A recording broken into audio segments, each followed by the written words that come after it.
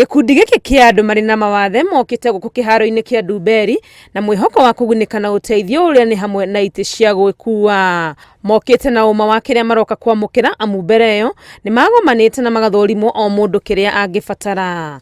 No mwihoko wao ni wagite gukinyanira thutha wa aria marokaga kumatuga kuhundurwo makirwo gutire igongona ritikiritio guthie na mbere kiharo-ini kia Ndumberi. Niguo tuguthiaga twi njira-ini nitwamukirire thimu gwatuika tutingihota guthii muthenya wa muthi na horo cio wa kanjo.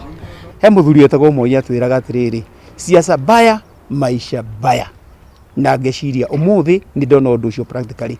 Ni mamenanairie uhoro uyu makiuga ni undu uri na kieha kuona uteti utari na kiguni ukiingiria maundu-ini ma kumateithia. Tukakirigwo atiriri ithuĩ kakwe andu a andu ithuĩ turi ya Kenya na gutiri mundu tangiuka guku gwitu gutuhe uteithio aimite ko kana ku.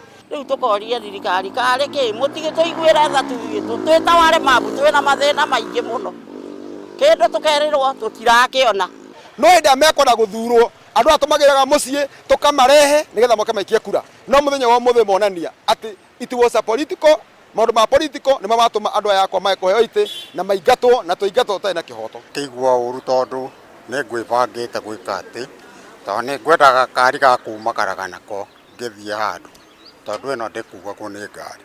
Mwisho wa horo matari na wa gwika makahunduka o kaihuna kwao mari moko matheri. Andu makinya o 300 mari na mawathe matiganite na aria hinyiririku ni maratanyitwo kugunika na uteithio uyu. Ngiribotera Inooro TV ritwerekwa ni Wangui wa Mwangi.